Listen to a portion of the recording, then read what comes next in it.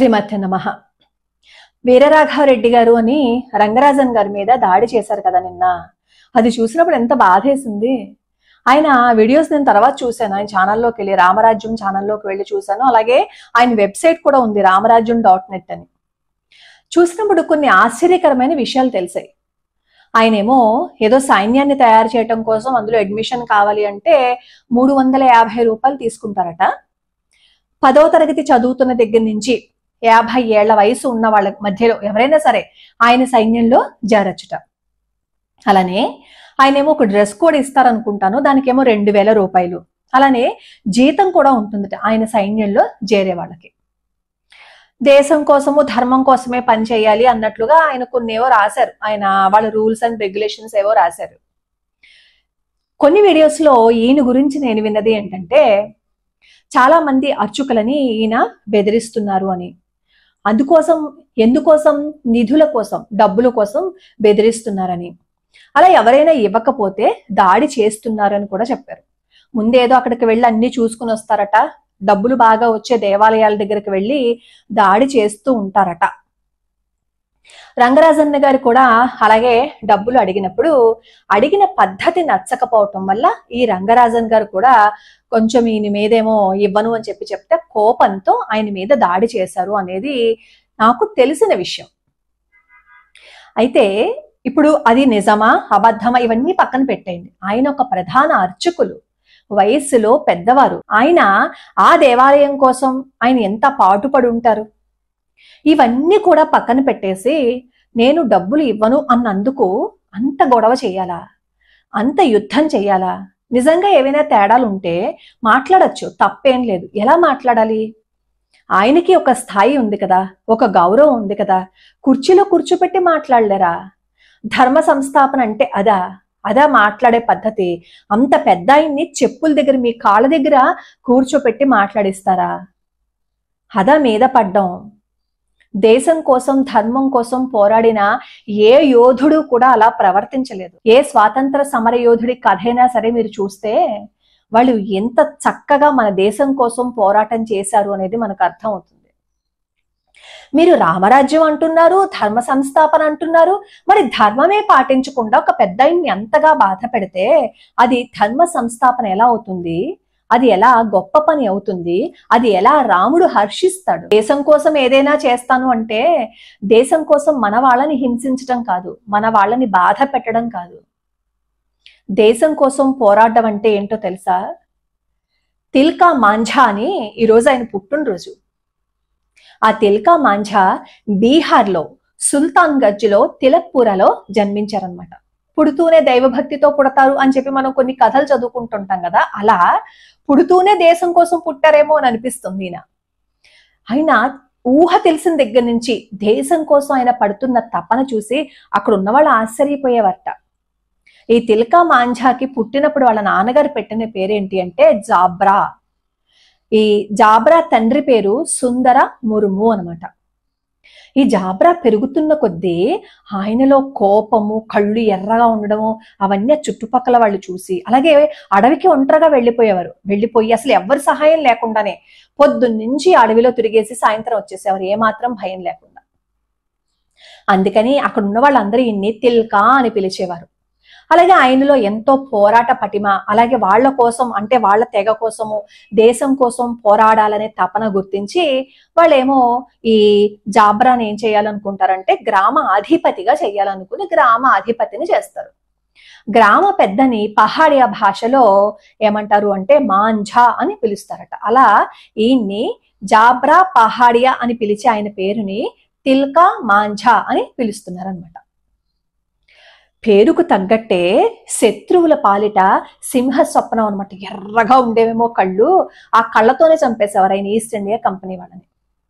తన వాళ్ళ కోసం ఆయన పడిన తపన, ఈ దేశం నుంచి ఈస్ట్ ఇండియా కంపెనీని బయటికి పంపించాలి అన్న ఆయన ఆరాటం చూస్తే ఎంత అద్భుతంగా అనిపిస్తుందో.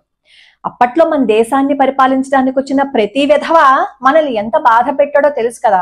ఆడవాళ్ళకైతే ప్రాణమానాలు తీసేశారు, మగవాళ్ళనైతే ఇంకా చెప్పక్కర్లేదు, వాళ్ళనేమో సేవకులుగా చేసేసారు, కొంతమంది ప్రాణాలు కూడా తీసేశారు అనుకోండి. అంత నికృష్టమైన చర్యలు మన వాళ్ళ మీద చేశారు వాళ్ళందరూ. ఇవన్నీ చూసి పెరిగాడేమో, ఎలా అయినా సరే ఈస్ట్ ఇండియా కంపెనీని మన దేశం నుంచి తరిమి కొట్టాలని అనుకున్నాడు. ఒకసారి కరువు వస్తుందన్నమాట ఆ ప్రాంతంలో.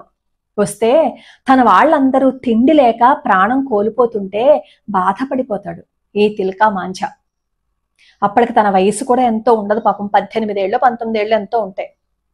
ఆ వయసులో ఎలా అయినా సరే తన వాళ్ళని బతికించుకోవాలని అనుకుని ఈ ఈస్ట్ ఇండియా కంపెనీ స్థావరాల మీద దాడి చేసి, అలానే మన దేశానికి వెన్నుపోటు పొడుస్తూ, మన వాళ్లే మన దేశానికి వెన్నుపోటు పొడుస్తూ ఉంటారు, వాళ్ళ దగ్గరికి కూడా వెళ్ళి అలాంటి వాళ్ళని దోచుకొని వచ్చి ఇతను తన వాళ్ళకి అన్నం పెట్టి బ్రతికించాడు.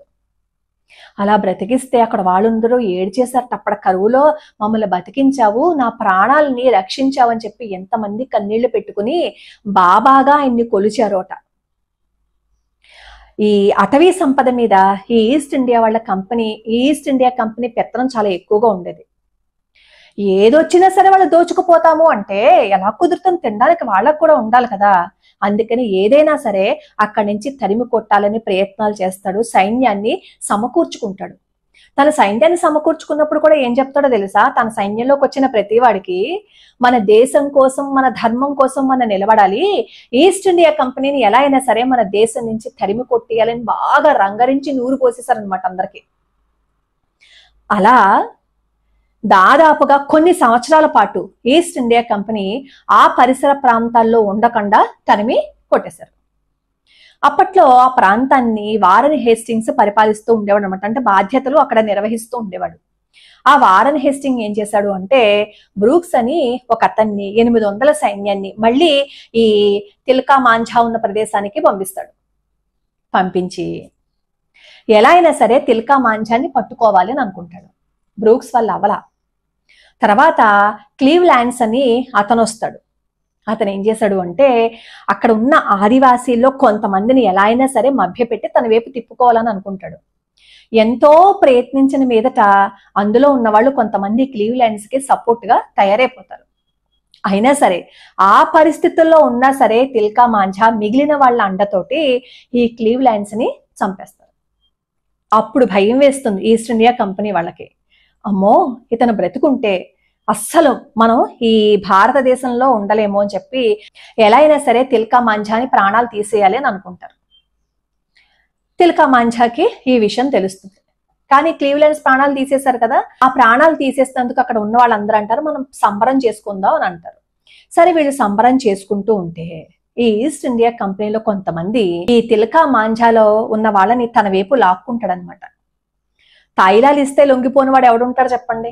అలా ప్రాణాలు కాపాడిన వాడికి కూడా వెన్నుపోటు పొడవాలని అనుకుంటారు కొంతమంది తిల్కా మాంఝాలో ఉన్న మనుషులు. పాపం ఏమో ఇక్కడ సంబరాలు అవన్నీ చేసుకుంటే సైన్యం వచ్చేస్తుంది. చాలా మంది పట్టుబడిపోతారు, కొంతమంది సైనికుల ప్రాణాలు తీసేస్తారు. కానీ ఈ తిల్కా మాంఝా మాత్రం అడవిల్లోకి వెళ్ళిపోతారు. ఎంతో ప్రయత్నం చేసిన మీదట ఆ తిల్కా మాంఝాని పట్టుకుంటారు. పట్టుకుని ఆ తిల్కా మాంఝాని ఏం చేసి తీసుకొస్తారో తెలుసా? అసలు సైన్యం అతను లాగలేకపోతారు. కనీసం ఒక 10 మంది అయినా సరే ఆ తిల్కా మాంఝాని ఉన్న చోటు నుంచి బయటికి తీసుకురాలేకపోతారు. 4 గుర్రాల తోకలకి ఈ తిల్కా మాంఝాని కట్టేసి భాగల్పూర్ వరకు ఈ గుర్రాల్ని పరిగెత్తిస్తూ ఉంటే నేల మీద ఆ తిల్కా మాంఝా శరీరం అలా డోక్కుని పోతూ ఉంటే భాగల్పూర్ వెళ్ళిపోయినంత వరకు కూడా తిల్కా మాంఝా ప్రాణాలతోనే ఉన్నాడు, ప్రాణాలు పోలా. అప్పుడు వాళ్ళు ఇంకా కసి తీరక ఆ భాగల్పూర్ ఊరి మధ్యలో ఒక మర్రి చెట్టు ఉంటే ఆ మర్రి చెట్టుకి తిల్కా మాంఝాని 1000 మంది చూస్తుండగా ఉరేస్తారు. అలా ఎందుకేశారు అంటే ఇంకెవరూ కూడా ఈ ఈస్ట్ ఇండియా కంపెనీ వాళ్ళ జోలికి రాకూడదు అని చెప్పి. అలా ప్రాణాలు తీసేస్తారు తిల్కా మాంఝావి. అప్పుడు అనుకుంటారు ఈస్ట్ ఇండియా కంపెనీ వాళ్ళు, హాహా ఎంతైనా గొప్ప పని చేసేసాము, ఒకరిని మనం చంపేశాము అని అనుకుంటారు. కానీ అదే ఆరంభము, అది అంతం కాదు అని ఆ రోజు వాళ్ళకి తెలియలేదు.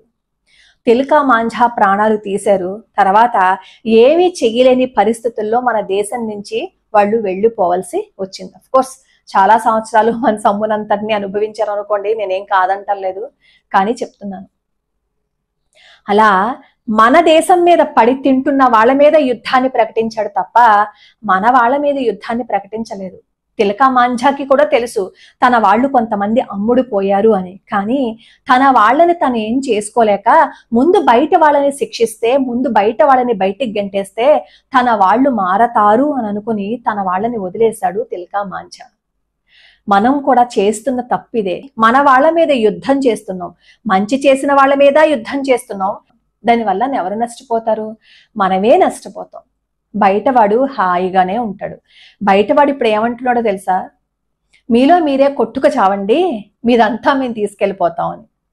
కాబట్టి దయచేసి ధర్మాన్ని స్థాపించాలి, ధర్మరక్షణ కోసం మేము పోరాడతాము, రామరాజ్యం తీసుకురావాలి అని అనుకుంటున్నాము అని అనేవాళ్ళు ఎవరైనా సరే మన వాళ్ళ మీద కాదు కత్తి ఎత్తడం, ముందు పరాయి వాళ్ళ మీద కత్తెత్తి వాళ్ళని మన దేశం నుంచి గెంటేస్తే ఆటోమేటిక్ గా మన వాళ్ళు మారిపోతారు. ఈ రోజు ఈ తిలక్ మాంఝా గారి గురించి తలుచుకునే అవకాశం వచ్చింది.